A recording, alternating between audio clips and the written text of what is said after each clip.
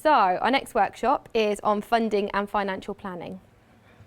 So if I just talk you through what we're going to cover, and it's going to be quite general information, and I can signpost you to other sites that can give you more detailed information.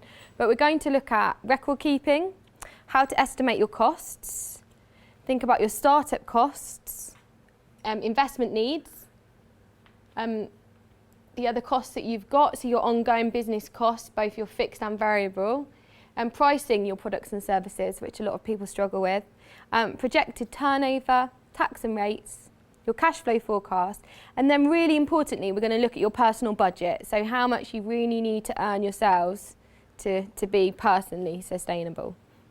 So the finances. When starting a new business, most people's main concerns are the cost. As an advisor, everybody always comes to me for money or problems with money. That's the number one reason why people seek advice and support.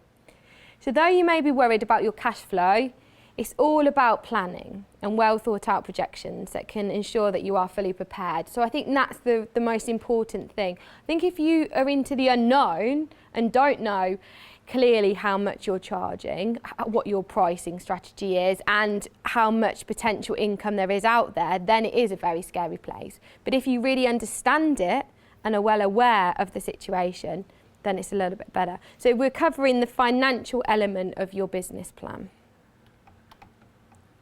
Record keeping. Lots of new businesses fail, not because they do not have enough customers, but due to poor financial management. It's a massive issue. A lot of businesses that do not survive, it's more about their cash flow than actually whether they've got customers or not. Normally they've got customers, but they've got an issue with their cash flow. So what we need to make sure we're doing is we're keeping a clear record of our finances and we're keeping up to date so we know what's going on. It's really important to get organised and put a system in place. And like I said, you may love doing the actual delivery. You may love the sales and marketing side of things, but you might get to finance and think, oh, you know, this isn't my forte, this is a bit I struggle at. And lots of people, when that happens, it goes to the bottom of the to-do pile. Where in actual fact, it needs to be at the top of the to-do pile. And there's lots of other people out there that can help. So again, when we looked back, we looked at our strengths and weaknesses. If finance is one of your weaknesses, then it's really important to seek advice and support to help your organisation. It's really important with regards to bookkeeping, and there's lots of options out there, and I'm not telling you to do one or another, but there's an Excel or manual books. You've got accounting softwares. So you could as simply as have a book with an incomings and an outgoings and you write it all down.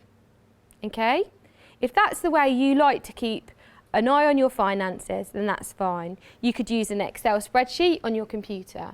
But there are also lots of accounting software out there, really, really reasonably priced, that are really useful. They do a lot of the work for you. Once you understand the systems, they will do the calculations for you and they will work out different situations and spreadsheets. And they aren't expensive. You can do monthly subscriptions to a number of them. And what I would do is I would talk to other organisations, so other people you know in business, and ask who they use. Normally look around about a £5 a month mark to pay for an online system. The really good thing about a cloud-based bookkeeping system is you can access it anywhere. So gone are the days of having your laptop and taking it to your accountant or taking it somewhere else and only being able to do your finances on that one computer, which is like gold, isn't it? Do not touch that computer because all the accounts are on it.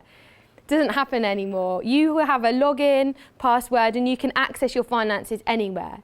So especially when there's two of you in an organisation, that's really important because it means you can access it remotely. What I will say is find one that you feel comfortable in, but think about before you decide what you want from it. So what do you want that software to do for you? What finances do you want it to gather? What reports do you want from it? So for example, if you were delivering a programme and you were getting funding and you needed to monitor and send returns, you would want that financial system to do that for you. It might be that you want it to keep track of how much money you're getting from each customer on a monthly basis so you can see who your best customers are, or who your biggest suppliers are. So think about what you want from your financial situation and your financial system. If you are going to use a bookkeeper to help you with your finances, so if you know that you need to access support, a bookkeeper is a really good way of having somebody on a monthly basis to work with you for an hour just to keep on top of your finances. There's lots of people out there that you can access. If you speak to the university or the Growth Hub, they will point you in the right direction. Speak to them about what systems they use and what systems they feel comfortable in. Also, if you're using an accountant, find out what systems they use, because it'll be really useful if, wherever possible, you're using an online bookkeeping system that your accountant understands and knows, and potentially your bookkeeper knows and understands. It will just make your life a lot easier. And again, if you have any problems with it, it gives you somebody on the end of a telephone that you can speak to. But most of them, if not all of them, have an information area. They have live webinars to talk you through each section. So they're very easy and simple to use. You should also keep all of your financial records for 7 years. So you need to keep all of your accounts for 7 years, and that's a legal requirement, so that the government, HMRC, can come to you and say, right, we would like to see your business finances for the last 7 years, and you should have that available to show them. And that's what's good. If you've got it on an online computer system, it's there readily available for you. So that's record keeping. If you've got a partnership, there may be one of you that's better at finances than the other, and therefore that would be on your list to do. So you'd say, right, I will take over and I will do this. Very important though, if somebody else does it for you externally, or one partner does it, that you're both aware of the financial situation. When you run a business on a monthly basis, you should know exactly what the financial picture looks like, whether someone else is doing it for you or not. Okay? So what we're going to look at then is how to estimate your costs. So when we're first starting a business, we need to think about how much it's going to cost us. So all businesses have their own unique financing needs. However, there are some general rules that can help you figure out how much cash you'll require. So have you a plan to cover your expenses in the first month? So that's really important. A lot of people come to me and they say, right, my business started yesterday and no one's phoned. The telephone's not rang, no one's visited my website. And in my cash flow projection, I've got to earn £2,000 this month and I haven't made any sales. So think about the fact that you may not be straight in earning lots of money in your first month, 6 month or year. So how are you going to cover your expenses in the first month or even in the first 3 months? Have you got a backup? I've worked with lots of people that have worked a job and got reserves in. So they've worked a job and they've made sure they've got 6 months worth of money to cover them while starting their business. I know a lot of other people start their business on a part-time basis. So they will work alongside it to ensure that they've got the funds to continue to cover. Have you got customers ready to buy before you open the door so that you can cover expenses straight away? That's another good option, isn't it? It's making sure that you're out there networking, building the networks, building the relationships, and you've got the orders ready and waiting so that when the business does officially launch, you can go for it and you know you've got those sales coming in. When planning your costs, overprice rather than underprice. So I think that's really important. Overprice your costs. Because I know a lot of people say, well, it might cost this, but I think it's only going to cost this amount. You're better to go higher, aren't you? You're better to overprice your costs than underprice. And it might leave you a bit of money there at the end. Most small businesses fail because they run out of cash. And cash flow is a massive issue for a lot of small businesses. So ensure that you've got that covered. And this is where, when we talk about our cash flow projection, it's so important, because what that will hopefully highlight if there are any months where we are in the negative, and we can come up with some solutions to cover those months. So how do we start to look at our startup costs? So it's essential to work out how much cash you'll need to start and run your business. So you'll need enough capital to cover all expenses until you reach the break-even point. So the recommended timescales for this is 6 months. So again, how do you know when you're going to start. And effectively, break even is when you earn as much money as you spend. And you start making a profit when you earn more money than what you spend. And ultimately, we want to make a profit, don't we? So we want to be earning more money than we're spending. And most businesses do not cover their expenses when they first start. That's not all businesses. Some businesses don't need a huge amount of startup to start, but a lot of them do. So you need to think about that. The following tips can help you think about your startup costs. So first of all, create a checklist of expenditures. This is really important. List the equipment, furniture, supplies, and people you need to run your business. List it all. Even if you've got it, I always say to people, list it. You might already have that equipment, but write it down. List the equipment. And put a cost to all of that. So how much is it going to cost? Because from the other side of things, if you've got all your equipment already, that's personal money you've paid out. So you've already shown that you've invested in your business by buying that. List the cost for signage, sales and marketing literature, research and product development, licenses, permits, legal and professional fees. I think, ladies, you spoke about legislation, and obviously it's quite a lengthy process, and I'm assuming it comes with a cost as well. So it's really important that that cost is built into what you're doing. And it may be a barrier, potentially, to start, because it might be quite costly to actually do that. So make sure that you pull all of this together. So coming back to that marketing that we looked at, it's about planning your activity, isn't it? So you can start to see how much it's going to cost you. And you might want to stage things. So you might want to say, well, actually, I need to do this product development because I've got this really good idea. But actually, I could start my business tomorrow selling these products and services. So you could schedule that in further down the line when you've got more disposable income. Calculate your monthly overhead for rent, supplies, utilities, business and health insurance, taxes, internet access and other services. We need to understand and get a full picture of what everything is and how much it costs. The other really important thing is calculating your salary and employee or contractor wages. So what does your personal survival budget say you need? This comes back to what you need to do at the very beginning, and I think we spoke about this, that you need to work out how much you need to earn to survive on a monthly basis. So list all of your outgoings. So a good way of doing that would be to start breaking down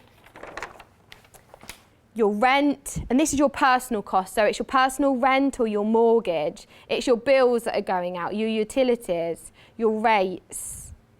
Whether you've got any personal loans, personal debt, that's really important to put on there because you're still going to have to pay that back on a monthly basis. You've also got the additional costs of food, any social costs, any other holidays, gifts, etc. This is a really good exercise to do at home, and you'll be quite shocked actually. Sometimes people are more shocked about where their money goes rather than how much money they actually need to live on a monthly basis. If you've got any other income coming into your home, obviously you can calculate that. So you might be in a situation where somebody else in the home can cover the cost for a couple of months, which will mean that you won't have to take it out of your business. But if you're not, then you need to cover those costs yourselves. And we call this a personal survival budget. So in any template, business planning template, you'll find a personal survival budget which will calculate all of that for you.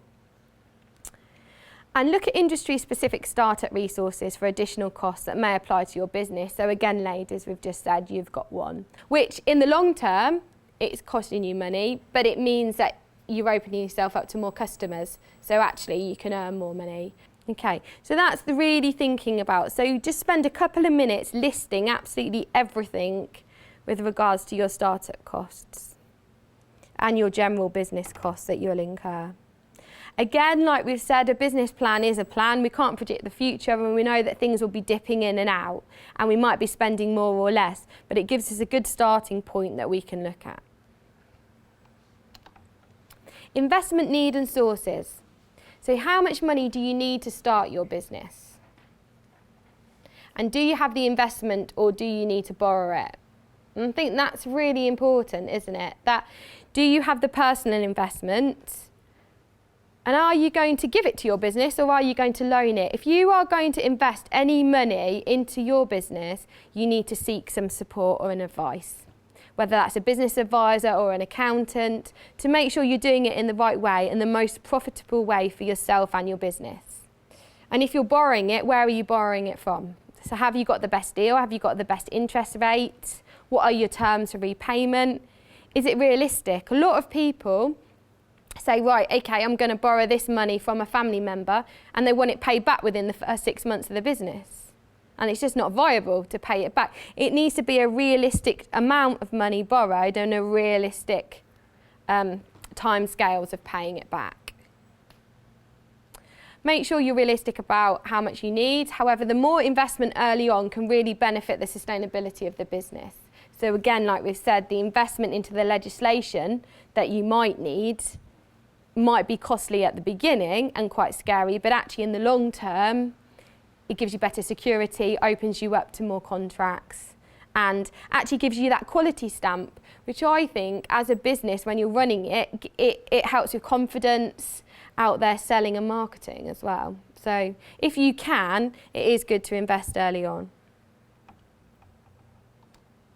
So some of the investment sources there that you can have a look at. You've got yourself, you've got family, you've got loans, you've got lending circles, equity. There's a couple of grant sites there that you can have a look at. Again, we've discussed that there's been a real reduction in grants now, and we shouldn't be grant reliant. We need to have a look at other ways that we can gather funding. You've got overdrafts from the bank. You've also got the bank as a potential investment source. Crowdfunding. There's a couple of websites. If you want to know more about crowdfunding, have a look at a couple of those websites and to see if that's suitable for your business. And then you've got business angels, so people that are prepared to invest in other people's businesses. Make sure that you think about the situation that's right for you. And a lot of people say to me, okay, well, a family member's going to loan me the money, because then that's going to mean I'm not going to have to get myself into debt with the bank or other investors. But actually, then really struggle further down, because that family member wants to get involved in the business. You might start turning up and saying, well, actually, why aren't you doing this? Why aren't you doing that? Or I think we should do this, or I think we should do that. So if anybody loans any money to your business, make sure you've got a tight contract about that it is a loan. They don't have a say over what activity you're doing, or you might be using them within your organisation as well. So if you just want to take a note of some of those and just have a look at some of those sites. Some funding is geographically specific. So again, very much visit your local business support service that you have within your area or your local university, because they will be able to point you in the right direction to geographical specific funding that might be relevant to you. Okay, so your ongoing business costs. So we've looked at our startup costs and we've got our ongoing costs now. And there are generally two types of costs here. There's fixed and variable. So variable costs are costs that vary depending on your sales. They rise as sales increase and falls as sales decrease. So they're very much dependent. So for example, we've got a construction company and they sell equipment. And they have a contract with a transport company that takes their parcels to their customers. That is a variable cost, isn't it? Because that is going to cost them more or less depending on how many items are going out on a daily basis. So that's going to change. It's going to change dependent on whether sales are increased or decreased. Sometimes it may be even your staffing levels. If you've got temporary staff, that might change dependent on demand as well. You've then got your fixed costs. So these are set costs such as rent, insurance and office supplies, which tend to remain the same regardless of sales levels. So if you take on a building and rent it, you've signed that lease, it's not their problem if you don't make any sales. You've still got to pay for that building. you've still got to pay for your insurance. That's a really, really important, is that you get your insurance in place, and you will pay for that, whether it's paid annually or on a monthly basis. And potentially your office supplies. It might be that in the building that you're in a package whereby you pay for your telephone and your internet. And again, that's not going to, just because you've got no customers coming through the door, you've still got to pay for that. So they're going to stay the same. So start to list what you see as your variable costs and what you see as your fixed costs. So Terry's not going to buy pigs unless he's got the customers to buy the pigs for them. So there'd definitely be a variable cost for you, because you're buying on demand, aren't you? You're getting the customers before you buy the pigs. But with regards to the land, you own it yourself, but I don't know whether you are going to longer term rent it to your business or not. That could be a fixed cost. Or if you needed to rent further land, if you needed to grow, that would be a fixed cost to cover that. Yeah? Has everyone got that? So how do we ensure that we price our products and services correctly? And this is a big one, and a lot of people struggle with this. And is anyone sort of still struggling with their pricing, or has everyone sort of set it? Yeah? How do you decide what to charge? And this is a really interesting one. This is when it comes back to your market research. This is when you need to ensure that you have researched the market and you understand what your competitors are doing. So from your research on other similar products and services, what are they charging? What are they charging for their products and services? If you're charging less, why are you charging less? If you're charging more, what are you adding value to? What can you offer which is over and above who else is doing it within the market? You've always got to justify these things. So if you are going to charge more money, make sure there's that justification there. And look at real cost of providing goods or services, including your fixed and variable costs. So many people calculate their pricing just on variable costs. They don't include the fixed costs that have to be calculated every single day, week and month. So make sure we're thinking about those. And then we've got two types of pricing. So we've got cost-based pricing. This is that you set a price at a percentage above the cost it incurs to manufacture the product or to provide the service. And this is normally an industry average. And you can find this out from your competitors. You can do your research. There's lots of different resources available that you can access to have a look at what the normal rate of percentage for your cost-based pricing is. We've also then got your value-based pricing, considering the potential value the product or service will bring to its customers. So actually, what value do you put on what you're offering? Because it might cost you very little to actually offer the product or service. But again, there is a higher value on it because there's a higher need, there's a higher demand. You've got a higher qualification, you've got your wealth of experience. This all needs to be pulled in. This is where your success stories really come in. You know, if you're doing value-based pricing, justification needs to be there. So this is where your testimonials, your existing or previous customers can really sell the quality of what you're offering and justifying why someone is prepared to pay what you're paying. Okay, so think about that and really think, and there's a real difference between cost-based pricing and value-based pricing. So make sure that you get it right within your sector. And it might be within your business, you'll have some products and services that are cost-based and you've got some that are value-based. And there's nothing wrong in that, because actually some of the additional services that you offer around customer services and added value might be your value-based pricing. Okay? So think about that. Let's think about our projected turnover then. So we've looked at what our startup costs are going to be. We've looked at what our ongoing costs are, so we know what our fixed costs are and our variable costs. We've sat down, we've thought about our pricing. So we've set our prices based on what we think our customer's going to pay, what our competitors are already charging in the market, and we're set. So how are we then going to make the sales? How can we project the turnover that we're going to make? So from your research, are you able to predict the number of sales you will make? So we've done lots of market research. We know how many customers we've got out there. We know the resources we've got within our organisation. So realistically, if it's just you, how many sales can you make on a daily, weekly and monthly basis? Remember to take into consideration seasonal trends within the sector. Please also remember that whilst there are 52 weeks in a year and 7 days a week, we aren't going to be working them. We normally look at 5 days a week on 46 to 48 weeks of a year, because you will need a holiday. We can't work every day. And it's important that you build those in, especially when you work for yourself. So normally we look at the capacity for working is around 5 days, maybe 6, and between 46 and 48 weeks of a year. The important thing is if they are seasonal trends, you may well work 7 days a week for 6 months and then only work 3 days a week for the next 6 months, because actually the demand for your business is high at a certain period of time within the year. A business breaks even when total cost equals sales. So that's what we need. We need to make sure that what we're paying out is also coming in.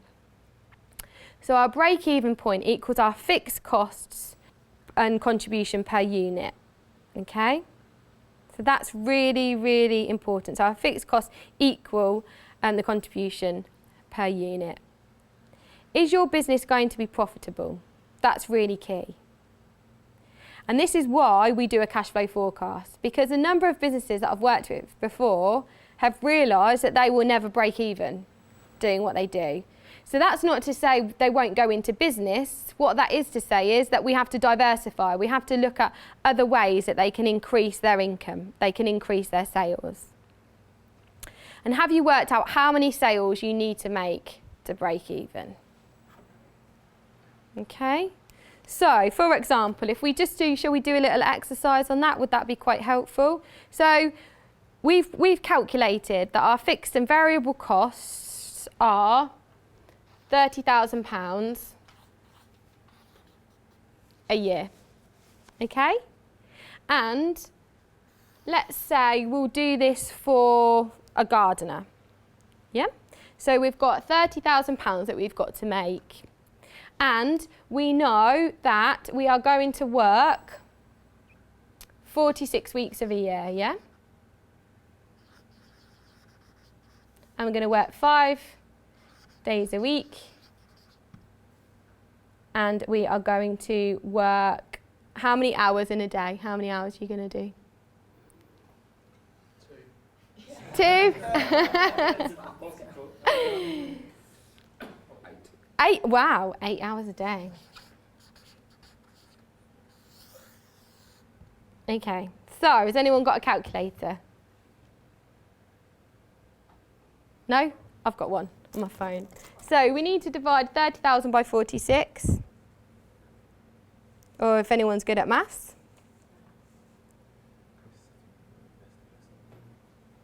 What is it?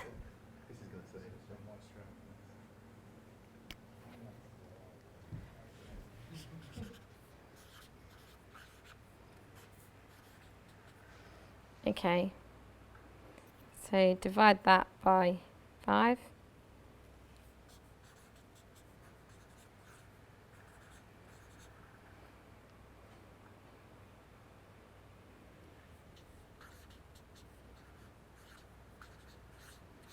Okay, so how much does he need to work an hour?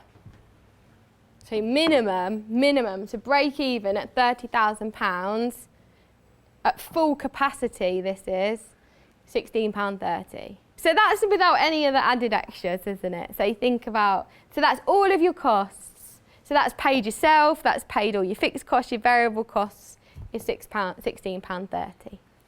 But if he charges £32.60, then he works half the time. So you can see what I'm saying. You start to actually look at, if he gets a good job in where actually you can charge a bit more, then it's going to work less. So what you want to do is, this is the key, this is the important bit here, is how much time you're prepared to work, because then that will tell you how much you can charge. Now, if that had come out at £30 an hour, we would be questioning whether that business was viable or not, wouldn't we? Because actually, realistically, not many people are going to pay £30 an hour for garden services. In actual fact, it's come out at £1.30 more expensive what you've already put. So actually, he's pretty much spot on there. But what's important for you is have you done this? Have you calculated all your costs? And that's what you need to do. Make sure before you put a price out there, you've calculated all your costs first. We've also put 46 weeks, so you've got 6 weeks holiday across the year. So you probably won't take that. So even this is really helpful, especially when it's seasonal, because your wife at home might be saying, oh, I want to go on holiday. And it's like, well, sorry, you can't go on holiday these months. We can go on a winter holiday because I can't take the time out in my business. And you have to start thinking like that. You know, in your previous jobs, you might have had times when you weren't allowed to take any holiday. So again, you need to put that within your business. So really start to break it down as to how much you've really got to earn to break even. And if we charged £18 an hour, we'd make a profit. So it's thinking about that. And it might be that actually we could charge other people a bit more dependent on the rates. So one area within the county or where you're working, you might be able to charge more or less depending on sort of what they're generally used to paying. And you could do that on anything, ladies and guys. So make sure you do that exercise. It's a really, really good exercise to do. So how many sales you need to make to break even. So what you can then do is you can take that and you could say, actually, how many customers do I need? So Terry might make a decision that actually he's only going to do a minimum of 2 hours per customer. So you might say if someone comes in and they've just got a 1 hour job, you're not going to do that because it's not viable for you. So you might say actually the minimum you do is 2 hours a month for each customer. So then you can then work out how many customers that you actually need from that as well. Okay? So you can then reverse it back. So we've worked out sort of our pricing, how much we need to earn. There's lots of other things that we need to think about now. We need to think about the other costs that we have within our business. And these all need to be included too. And these are our taxes and our business rates. There are a number of taxes that affect a business. There's personal tax, there's national insurance, there's VAT, value added tax, there's PAYE, and there's corporation tax. They might not all be relevant to you, and it is very dependent upon your organisational structure. So if you're a limited company, more will be relevant to you. If you're a sole trader, they might not all be relevant. It's really, really important to understand and to know what you need to be paying. What I will say is HMRC are absolutely brilliant. Their website, I would only criticise it as having a bit too much information on. It's absolutely brilliant. You can find everything on there. So I would visit www.gov.uk regularly to ensure you and your business keep up to date with any tax rate changes. But what I will say is that you can register to pay all of these and monitor all of these online. So you will get a password and you will be a member of a portal and you will be able to control it all through their online website, which is absolutely brilliant, sending you reminders of when to pay. The other good thing we spoke about earlier about the cloud-based accountant programs and our bookkeeping systems, a lot of those automatically talk to their website. So it will feed it automatically. So when we're looking at doing our tax returns, we can do it within our accountancy systems and it will send directly to that site. So have a look at that, use it. If you need any support, there's someone at the end of the telephone, or the website has a really good support system on there as well. So, okay. Again, I haven't put any specific rates on there because they change on an ongoing basis. They change annually. Normally, an accounts company will send out the changes to any tax rates on an annual basis. So you'll normally get an email, or they produce quite it's a really useful card that a lot of accountant firms produce, and they'll tend to, if they're networking, hand one out. Make sure you pick one of those up because they're really useful just to have on your desk to make sure you know. let's look at cash flow now. So this is really, really key. And I've sort of drawn one on here for you to just have a quick look at. But as we said, there's lots of business templates that you can find from the university or your local business support services that will give you it. The most important thing is a cash flow forecast can help you see if you will have enough money to cover your costs each month. And that's the important thing. It breaks it down month by month, because a lot of people will look at how much they need, how much they're going to earn, and at the end of the year, they're actually breaking even.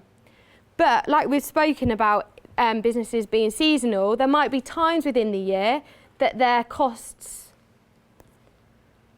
do overtake their income, and actually there will be in a negative in that month. So we need to make sure that we've either got some sort of overdraft or other financial support there to make sure we can cover those costs.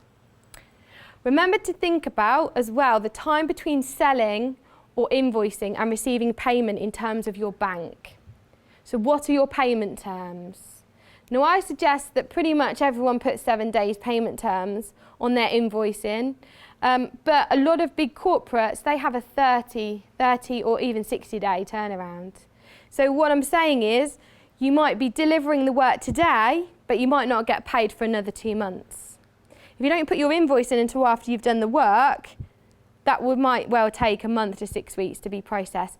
So it's not about when you're delivering the work that you need to record in your cash flow, it's when you're getting paid for that work. That's the important thing. So you need to think about what your payment terms are and how you're making your money. Make sure that your payment terms are stated on your invoices. So if you have 7-day payment terms, after 7 days, if you've not received the payment, you can start chasing. However, if you've got, and very often what you find is your reliable, good customers that you know are guaranteed to pay have the longest payment terms and take the longest to pay. You know you're going to get the money, but actually you're going to have to go through a process to do it. And I see a lot of businesses that fail because they haven't covered that cash flow. They've had to pay out 3 months worth of work before they've had the money come back for that first month. And that's a real issue, especially for small business startup organisations like yourselves. So make sure you've covered that if you can. Or speak to your customers. So you might say, well, actually, I'm a new startup. I know I'm delivering this for you in this week. Can I invoice at the start of the month so that by the end of the month you've paid me? So think about that. Or 50-50 invoicing. Might be that you get 50% at the start of the month and then 50% on completion of the work that you're doing. The other thing to help with cash flow is our retainers. So if you've got an ongoing customer that might access a lot of training in 1 month and not much in another, you have them on a general retainer every single month, so it keeps the money coming in, but you may not deliver the same amount of work for them on each month, but it evens it out across the year. So that's quite a good way of doing it as well.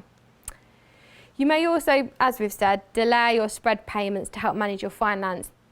The main thing is you want to be paid for the work you do before you pay suppliers. So that's the really important thing. If you have suppliers, you need to make sure you've got good enough payment terms with them that you can get the money in before you then pay them.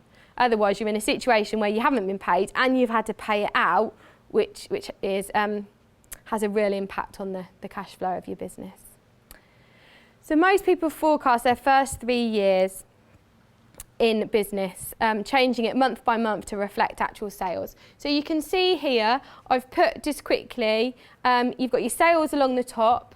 Normally have your pre-start here, if you're a startup business, or if you're not, you just list, so you have your 12 months across the top, and then your total. So we can predict what sales we've got going on, and then we've got our costs, so we've got our fixed costs, and we've got our variable costs. And then we've got our personal drawings along the bottom, so what we're going to draw from the organisation. So this box here at the end might be in credit, but actually along here it might be in the negative, because in some months our costs might outweigh our sales. So that's really, really important to think about that. What I will say is, if I see a standard sale across this line, I know that there's something wrong, because no one business has the same sales every single month. It just has peaks and troughs, and it does have ups and downs. Even you ladies, one of your clients might go on holiday, So it is gonna change. And if I see a month where there's lots of sales and the marketing's not happening here, how is that happening? You know, is they sales just going to come in automatically? I don't think so. You know, I would like to see probably the month or 2 months before an increase in your marketing spend then has an impact on your sales in the following months there. So if you are seasonal, you know, if December's your busiest month, really you need to be really promoting and marketing in September, October time, so that all of your customers are ready and prepared to buy from you in December. And that needs to be reflected in your cash flow. So you can see there how it's really important that your marketing links to your finance as well. So all your other business activity links into here and should be seen in there. As we said, it's really important to think about your personal budget. So how much money you need to earn yourself. Remember, when thinking about all of the financials for your business, it's essential to ensure you are able to pay yourself enough money to survive. If you can't survive, your business is going to fail because you can't pay yourself. Make sure you take into consideration any personal taxes that you will need to pay. And this is a big mistake a lot of people do. They forget that they've got to pay the tax man at the end of the year and they don't include that. So make sure you put enough money aside. People generally say between 25 and 30p of every pound that you should put aside for costs. Okay? And then hopefully, if you've got enough to cover, and you might get some back, but between 25 and 30p per pound. Your business will only be successful if you are able to sustain yourself financially. So, you know, it's so important that we are covering our costs. So tools available to support your financial planning. So there's lots of financial planning tools available to support your business, and these can be found online. You know, the internet's a brilliant place that you can find out pretty much everything. There's at your bank. So it's very important to open a business bank account. You should always keep your business account separate to your personal. And again, very often, someone will be quite reluctant to do business with somebody if, when they're paying money or a cheque or whatever it might be, and it goes into your personal name's account rather than your business name account, they'll start to question that. Very simple and easy to set up a business account. Go to your bank that you already bank with if you have a good relationship with them, because it's a good starting point and it's simple to do. So make sure you keep it separate, your business account separate to your personal account. Normally they don't charge for the first 12 months. And again, it depends. Some banks have different charges. So it's best to speak to them about that. But normally you do get a first period of time, and those aren't charges. But the charges are minimal as well. You know, it's not lots of money. Again, with those charges, they need to be in your cash flow. We need to calculate those. We need to show those as a cost to the business, which a lot of people don't. A lot of people don't put that in. You'll also find other financial planning tools, local services such as growth hubs, universities and other support organisations out there that are there to ensure that you're getting the best possible chance for survival in your business. Okay, so that's it for finance. It's a whistle-stop tour and it's giving you some information. But again, make sure you use templates and you speak and seek support either from an accountant or an advisor to make sure you're on the right track. Okay, thank you very much.